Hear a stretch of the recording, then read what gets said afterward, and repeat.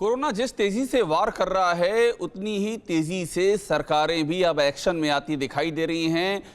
बाकायदा योजनाएं तैयार की जा रही हैं किस तरह से कोरोना से निपटा जाए, और साथ में एक ब्लैक फंगस जिसकी बहुत ज़्यादा चर्चा है इस समय और जिसका कहर कई राज्यों में टूट रहा है, उसको लेकर के भी तैयारियां की जा रही हैं। और इन्हीं पे जानकारी के लिए हमारे साथ इस समय मौजूद हैं मध्य प्रदेश के चिकित्सा शिक्षा मंत्री विश्वास सारंग।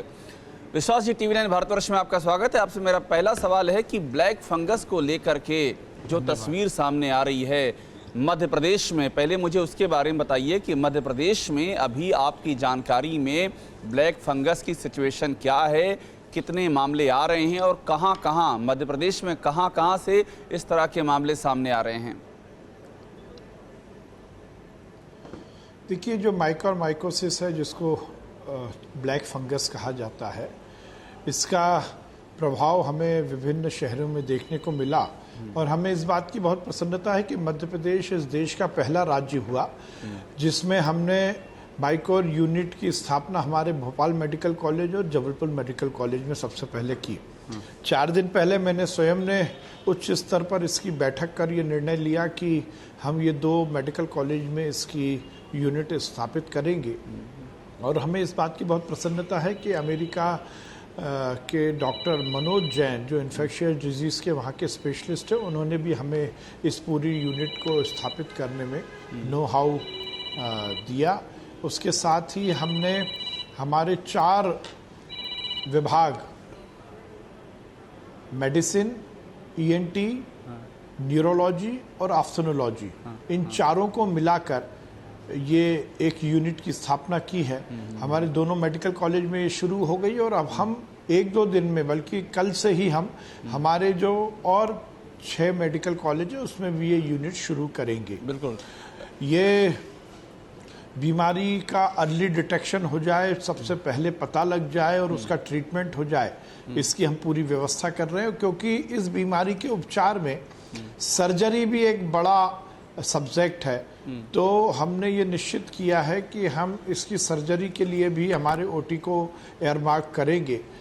पहले तो ये पोस्ट कोविड पेशेंट में देखने को मिल रही थी, पर हम देख रहे हैं 2-3 दिन में ड्यूरिंग कोविड भी इस तरह की बीमारी के लक्षण दिख रहे हैं। और विश्वास जी, एक बात बताइए, आपने जो चीज़ें बताई हैं, आपने पूरी तैयारियों की चर्चा की है, आपने बताया है कि कहां-कहां आप लोगों ने डेडिकेटेड यूनिट स्थापित की हैं और इसको अलग अलग तरह की सुविधाओं से जोड़ा है। मैं यही समझना चाह रहा हूं कि आप इतनी तैयारी से हैं ब्लैक फंगस को लेकर के, तो ये तैयारियां आपने कुछ सोच के की होंगी, आपको इनपुट मिल रहे होंगे, आपको जानकारी मिल रही होगी कि मध्य प्रदेश में ये ब्लैक फंगस कहां-कहां पांव पसार रहा है। ज़रा वो तस्वीर हमको बताइए, आपके पास क्या जानकारी आ रही है? मध्य प्रदेश में ये ब्लैक फंगस कितना व्यापी हो चुका है इस समय? देखिए, मैं अभी आपको टोटल नंबर तो बताने की स्थिति में नहीं हूं जी, क्योंकि दोनों सेक्टर पर इस तरह के मरीज आ रहे हैं। जहां हमारे सरकारी संस्थानों में भी इस तरह के मरीज आ रहे हैं, तो प्राइवेट सेक्टर में भी जो उसके अस्पताल है वहां भी आ रहे हैं। इसलिए एग्जैक्ट फिगर कोई हम बता पाएंगे ऐसी स्थिति नहीं है, पर हमने ये सुनिश्चित किया है कि इसकी हम पूरी तरह से उपचार की व्यवस्था करें। और इसीलिए जैसा मैंने कहा कि हमने माइकोर यूनिट की अलग से स्थापना की है, जहां मरीजों का हमने इलाज शुरू कर दिया है। नहीं, मैं आपसे आंकड़े पूछ भी नहीं रहा हूं, क्योंकि आंकड़े पूछना तो बहुत ही जल्दबाजी हो जाएगी। अभी मैं जानना चाह रहा हूं कि किन किन इलाकों से, किन किन जिलों से इस तरह के मामले आपकी जानकारी में आ रहे हैं। क्योंकि आपने इंतज़ाम जो बताया है वो ख़ास इंतज़ाम आपने किया है, विशेष व्यवस्था आपने की है इससे निपटने के लिए, तो किन किन जिलों से शिकायतें अभी तक आपकी जानकारी में आई हैं? काफ़ी जिलों से आई है, इसीलिए हमने पहले फेज में 2 सेंटर शुरू किए थे, पर अब हमें लगता है कि इसका विस्तार कुछ और जिलों में है, इसीलिए 6 मेडिकल कॉलेज में और हम यूनिट शुरू कर रहे हैं जहां पर इसका इलाज होगा। विश्वास जी, एक बात और बताइए कि ये कोरोना को लेकर के एक बड़ी जो इस समय चुनौती है वो वैक्सीन को लेकर, वैक्सीन भी है कि वैक्सीन की खुराक समय से मिल सके। क्या स्थिति है मध्य प्रदेश में? अभी 18+ की भी बात मैं कर रहा हूं और 45 की भी बात कर रहा हूं, अभी आप क्या स्टेटस है उसका? देखिए, ये दोनों अलग अलग सेगमेंट हैं। एक 45 साल से ऊपर वालों को जो वैक्सीन लगनी है उसका प्रोक्योरमेंट, उसकी आपूर्ति हम केंद्र सरकार से करते हैं, जिसमें हेल्थ वर्कर को हमने वैक्सीनेशन प्रोग्राम को अच्छे से निष्पादित कर दिया। उसका सेकेंड डोज भी लगना शुरू हो गया, बल्कि काफ़ी लोगों को लग गया है। जो फ्रंट लाइन वॉरियर्स हैं उनको भी हमारा सेकेंड डोज शुरू हो गया है। जो हमारी 45 साल से ज़्यादा लोगों की वैक्सीनेशन प्रोग्राम है वो हमारा सुचारू रूप से चल रहा है।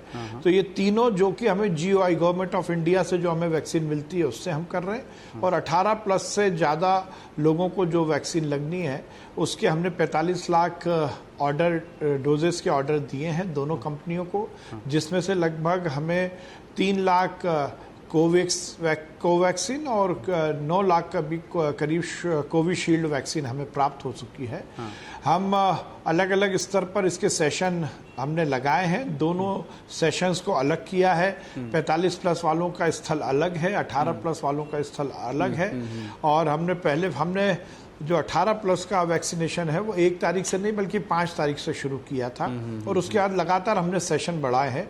आज तक लगभग 1408 सेशंस में हम ये वैक्सीनेशन प्रोग्राम विश्वास जी, जैसे दिल्ली हो गया, मुंबई हो गया, कर्नाटक हो गया, कई जगहों से खबरें आ रही हैं जहां पर वैक्सीनेशन रोक देना पड़ा है 18 प्लस का, चूंकि वैक्सीन की समस्या आ रही, क्राइसिस आ रही है। क्या आपके यहाँ भी ये चुनौती है 18 प्लस में वैक्सीन की क्राइसिस की? नहीं, हमारे